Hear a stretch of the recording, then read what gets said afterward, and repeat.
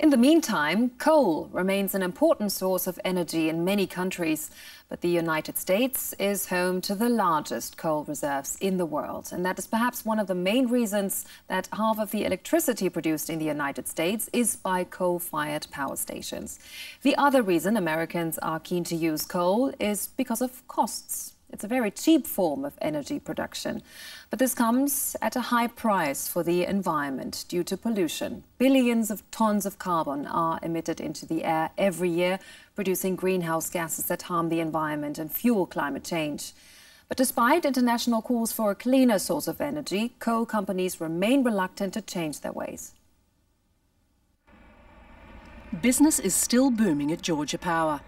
The company owns and operates the Bowen Electric Generating Plant, a 2-hour drive from Atlanta, the state capital of Georgia. Here in Georgia, about 70% of our electricity is produced from coal. Coal is a relatively inexpensive source of energy. It's one of the reasons why our electricity rates are well below the national average. Coal has been the backbone of our system for many decades. The power plant can supply up to 800,000 households with electricity. Several years ago, the operator had to invest in new technology to meet state emission standards. What this scrubber does, it removes the sulfur dioxide emissions from the flue gas. About 95% of the sulfur dioxide will be removed from the gas as it goes out the top of the stack. But much of the technology still dates back to the 1970s. The same outdated technology is used in nearby Shearer Power Plant, which is also operated by Georgia Power. Environmental activists Colleen Kiernan and Kurt Ebersbach say the power plant produces the same amount of carbon dioxide per year as 4.6 million cars, which makes it a major global polluter. Coal is dirty no matter what you do to it. You can, take some of the sulfur dioxide and nitrogen oxide from coming out of the stacks, but then you still have to deal with all the stuff that removed it. You have to store it somewhere. You have these huge coal ash ponds, which can leak and destroy rivers and communities. The Shearer Power Plant produces cheap electricity, but is costly in other ways, they say. It's only cheap for consumers because the so-called externalities of the pollution effects of the entire process are not taken into account. The activists aren't allowed onto the plant grounds, but they know how the coal is transported to the facility. Trains can be as long as 140 cars, and they often come in at night, and it's approximately a 1 to 2 week journey from Wyoming just to get here. The coal burned here at the Shearer plant comes from Wyoming. It has to travel across almost the entire country to get here. We pay a visit to the enormous mines thousands of kilometers away. Gigantic trucks carry the coal to the waiting railway trains. Shannon Anderson is a lawyer who has been monitoring the coal industry for many years.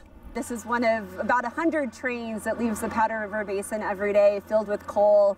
You'll see the loadout facility there. This is for the Rawhide mine, and they put the coal on the train and then the coal goes to other states.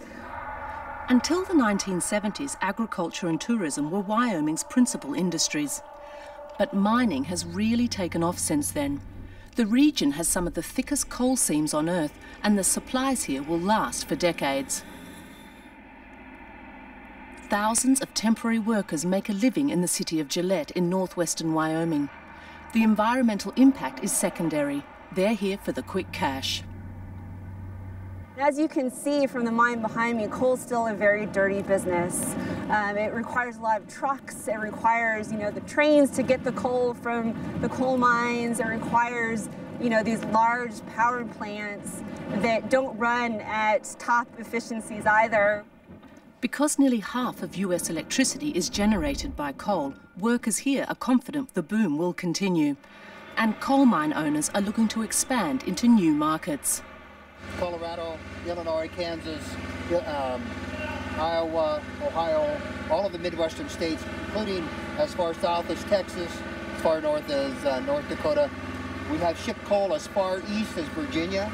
It costs approximately $12 per ton to ship it. It costs about that same amount to mine it. Coal mining is cheap in Wyoming, but the quality of the black coal is poor. The local coal goes to the domestic market. It's not worth exporting it abroad. When the world's economy picks up and there's a demand for high-quality coal for making steel, coking coal, and other uses for that high-quality coal, that coal will be shipped overseas to users overseas and contractors, and a Powder River Basin coal will then fill in behind it. Utility company Georgia Power has focused on producing power as cheaply as possible. Future pressure to meet emissions standards is part of the reason why the parent company was recently hit with an investor rating downgrade. Environmental activists are encouraged by the backlash against the energy dinosaur. It's hugely inefficient from the cradle to the grave. You know, in Wyoming, it's not efficient. You know, getting it here is not efficient. Chopping it up and burning it is not efficient. Shipping it hundreds of miles is not efficient. We could be a lot smarter. We could have solar panels generating power where we need it to be used. But as long as coal-generated electricity in the US remains inexpensive, renewable energy producers face a daunting task.